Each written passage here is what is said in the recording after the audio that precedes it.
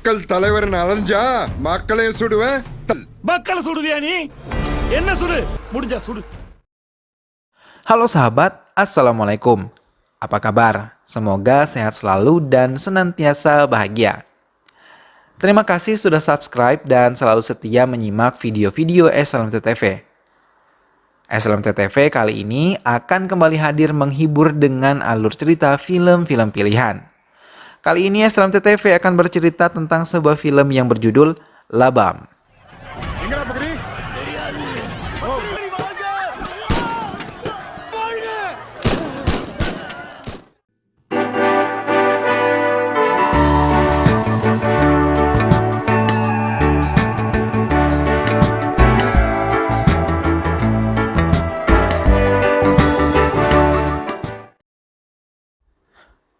Peruvayal 4 km. Pak Kiri yang pernah meninggalkan desanya kini memutuskan untuk kembali lagi. Semua warga yang melihat merasa terkejut hingga dari satu warga ke warga lain saling memberi informasi tentang kembalinya Pak Kiri. 5 வருஷமா பக்கிரி வந்துட்டான், பக்கிரியை பார்த்துட்டேன்னு இப்படி.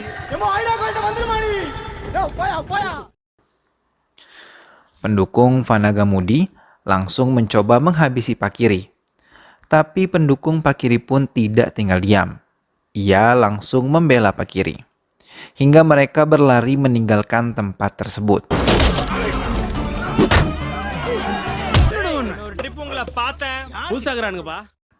Pendukung Pak Kiri merasa sangat senang melihat kembalinya karena Pak Kiri berjanji akan memajukan desanya tersebut.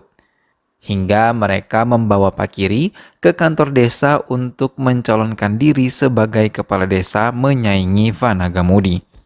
Melihat Pak Kiri mencalonkan diri menjadi kepala desa, Vanagamudi malah mengambil surat pengunduran diri.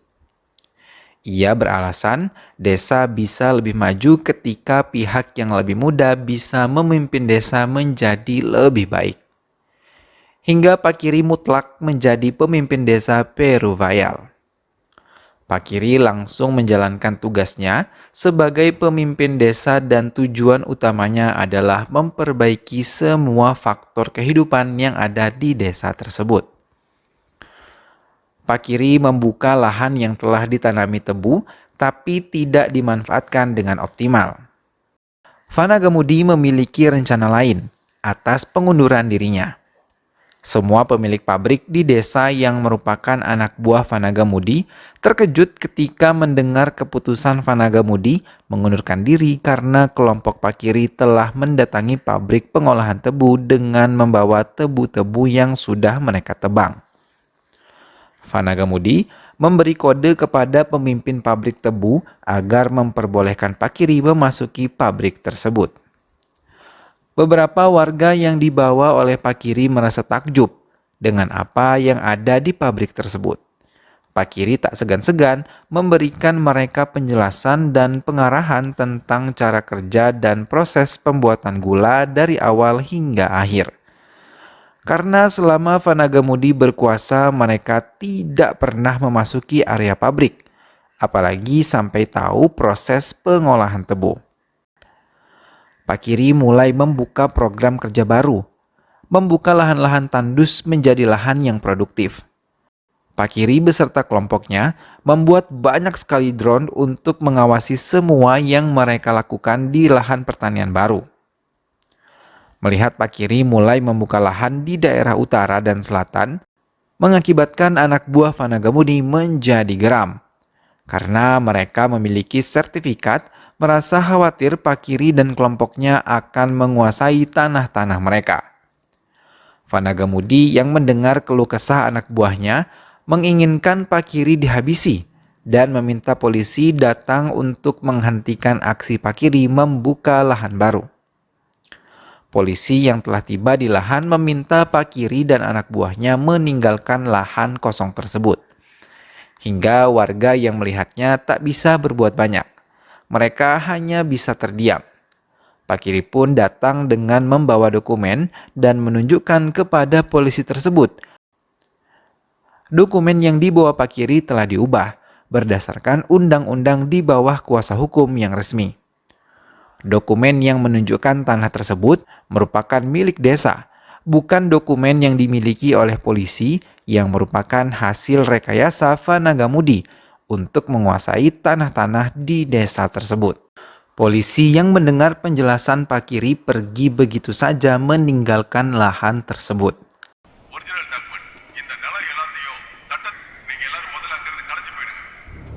ஐயா, எல்லாருக்குமே நிலம் இருக்கு.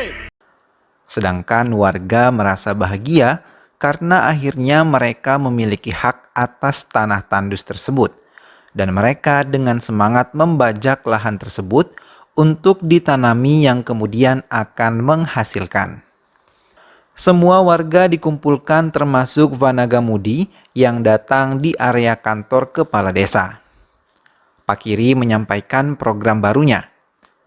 Pak Kiri mengajukan program kerja yang menginginkan semua petani mulai bisa kreatif dan mengembangkan lahan pertanian hingga tidak ada lagi lahan kosong yang tidak menghasilkan.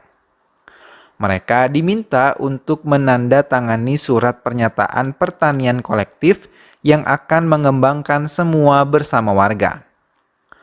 Beberapa warga tidak menyetujui program baru Pak Kiri hingga mengejeknya.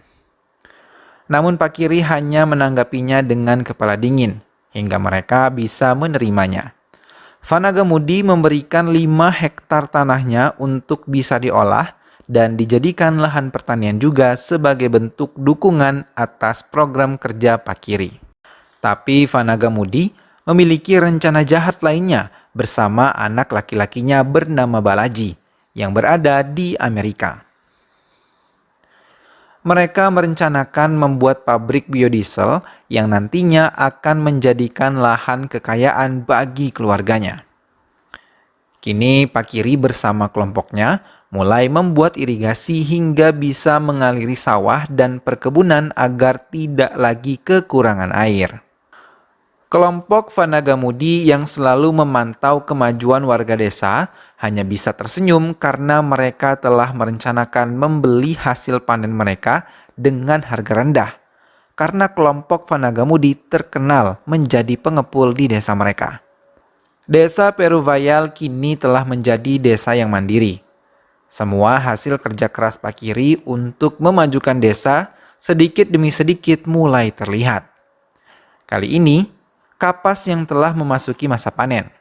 Kelompok Pak Kiri yang memeriksa harga kapas merasa tidak akan bisa menutup biaya produksi yang telah mereka keluarkan. Pak Kiri memutuskan langsung mendatangi sendiri pabrik Beda Perumal yang merupakan pengepul kapas. Saat tiba di pabrik, Pak Kiri langsung memberikan harga kapas sendiri karena ia yakin kapas yang dihasilkan oleh petani kali ini lebih baik dan bisa diterima di seluruh dunia. Karena dari kapas bisa menghasilkan banyak produk yang bisa menguatkan ekonomi desa Peruvayal. Tapi Beda Perumal yang tidak setuju akan keputusan Pak Kiri langsung mencoba untuk menghajarnya. Pak Kiri yang telah siap dengan mudah mengalahkan Beda Perumal hingga mau tidak mau, Beda Perumal menyetujui harga kapas yang telah ditetapkan oleh Pak Kiri. Fanagamudi yang telah merencanakan mendirikan pabrik biodiesel langsung memberikan presentasinya kepada calon-calon investor di pabriknya. Hingga mereka setuju untuk menanamkan modal di pabrik tersebut. Untuk melancarkan rencananya, Fanagamudi segera menemui Pak Kiri. Akan tetapi, tanpa diduga Pak Kiri menolak mentah-mentah kerjasama yang diberikan oleh Fanagamudi. Malah Pak Kiri memberikan 2 pilihan, untuk keluar dari negara ini atau Fanagamudi akan dikubur hidup-hidup di tanah itu. Fanagamudi yang merasa marah menemui Kopra, seorang editor film terkenal. Ia merencanakan sesuatu yang jahat kepada Pak Kiri. Keesokan harinya, Pak Kiri yang tengah mengadakan penyuluhan tentang hewan ternak didatangi oleh Fanagamudi. Ia tiba-tiba langsung menunjukkan sebuah video Pak Kiri dan bersama 3 orang anak buahnya tengah menggotong berangkas yang berisi uang hasil penjualan desa mereka. Melihat hal itu, Pak Kiri langsung mendekati Fanagamudi. Tapi warga yang telanjur marah memukuli Pakiri hingga anak buah Pakiri dengan cepat memasuki mobil Carla untuk menghindari amukan warga. Mereka membawa Pakiri ke sebuah daerah pegunungan dan mulai mendirikan tenda darurat untuk merawat Pakiri. Warga yang termakan hasutan Vanagamudi mendukung rencananya dan akan menyewakan tanah kepada Vanagamudi selama 99 tahun dengan harga yang sangat tinggi. Sementara Vanagamudi dan Chopra berusaha mencari kode PIN untuk membuka brankas yang telah mereka curi. Vanagamudi merasa kesal, dan ia teringat kalau Pakiri hanyalah seorang pemabuk dan pemilik kedai ayam kecil, tapi mengapa selalu bisa mengambil hati rakyat bahkan didewa-dewakan oleh penduduk desa ini. Padahal Vanagamudi telah memfitnah dan mengusirnya dari desa, tapi ia tetap bisa menjadi dewa di desanya tersebut. பாய ஜெயிலுக்கு அனுப்புங்க பக்ரிய ஊரை விட்டு ஜனங்க ஒன்று சாமின்னு சொல்றாங்க சாமி பெருசா. Kini Vanagamudi menyuap beberapa polisi untuk mencari keberadaan Pakiri beserta anak buahnya. Kerjasama dengan Tuan Parker yang merupakan investor sudah dilakukan. Ia pun telah melakukan pembayaran untuk bisnis biodieselnya. Vanagamudi pun terus mempengaruhi warga agar menyerahkan surat tanah mereka dan mengambil uang yang telah disiapkan. Keempat anak buah Vanagamudi mulai merasakan hasil dari pertanian yang bisa membawa dampak baik kepada kehidupan mereka. Jika mereka mengikuti Vanagamudi, maka mereka akan kehilangan pabrik-pabrik mereka, karena semua tanah akan dikuasai oleh Vanagamudi. Hingga mereka memutuskan untuk menemui Pakiri. Mata mereka ditutup sepanjang perjalanan menemui Pakiri. Mereka mulai mengutarakan maksud kedatangan mereka untuk memihak kepada Pakiri. Polisi-polisi yang dibayar oleh Vanagamudi masih mencari-cari di daerah pegunungan Kalari. Mereka menemukan tiang-tiang telegraf yang digunakan Pakiri untuk berkomunikasi dengan anak buahnya di desa.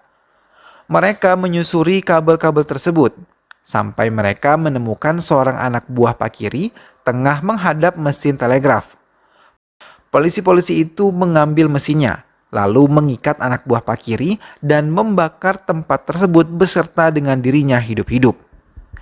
Polisi yang membawa mesin telegraf tersebut melihat kalau Pakiri akan menemui anak buahnya, hingga mereka bersiap-siap menangkap Pakiri.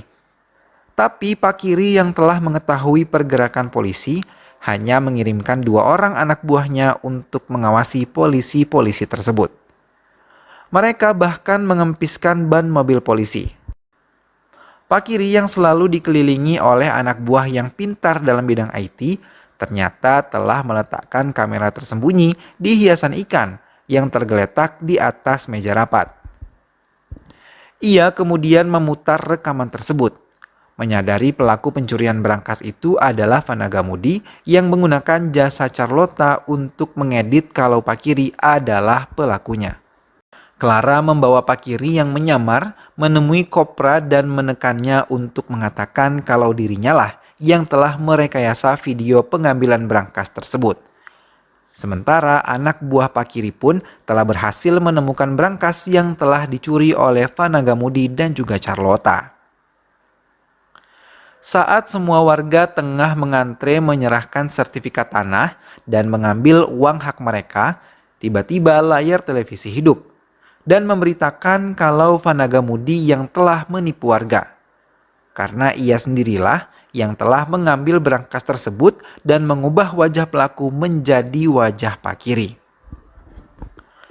Pakiri kemudian datang dengan membawa brankas dan membukanya di depan semua warga yang ada.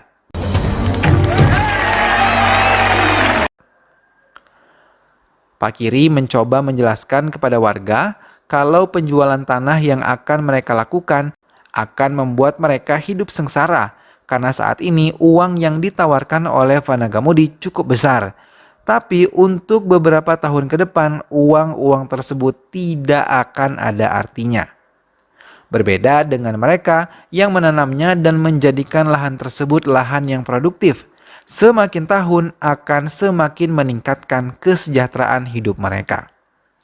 Mendengar penjelasan Pak Kiri, semua warga kemudian membatalkan menjual tanah kepada Fanagamudi.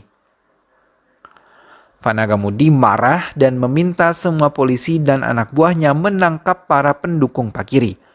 Tanpa membeda-bedakan, ia juga memerintahkan untuk membunuh anak kecil ataupun wanita yang ada di desa yang selalu mendukung Pak Kiri. Polisi-polisi itu pun bergerak. Mereka mulai membakar semua rumah warga beserta isinya. Bahkan mereka membunuh dan memukuli anak-anak serta wanita yang mereka jumpai.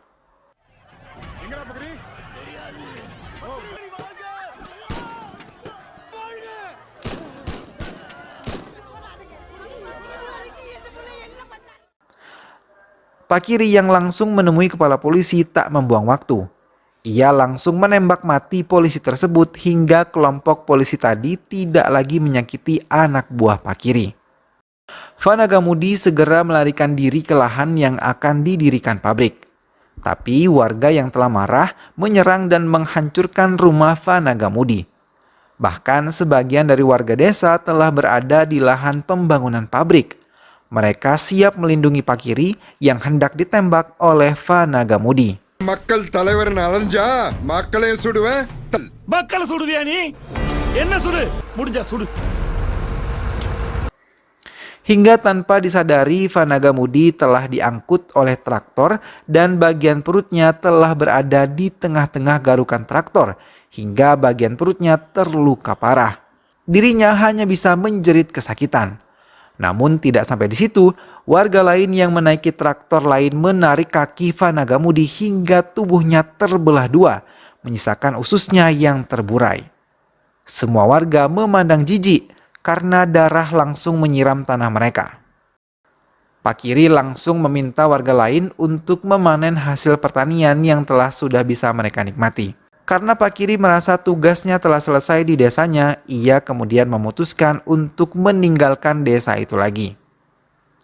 Pak Kiri pergi meninggalkan desa tercintanya setelah sukses membuat perubahan besar atas desa tempat tinggalnya tersebut.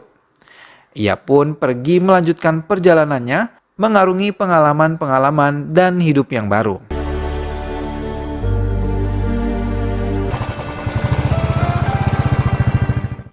Film pun selesai. Nah sahabat, itulah tadi alur cerita film Labam. Kisah perjuangan Pak Kiri untuk membangun desanya benar-benar terbukti walaupun ia harus difitnah dan mendapatkan sedikit dukungan dari warganya.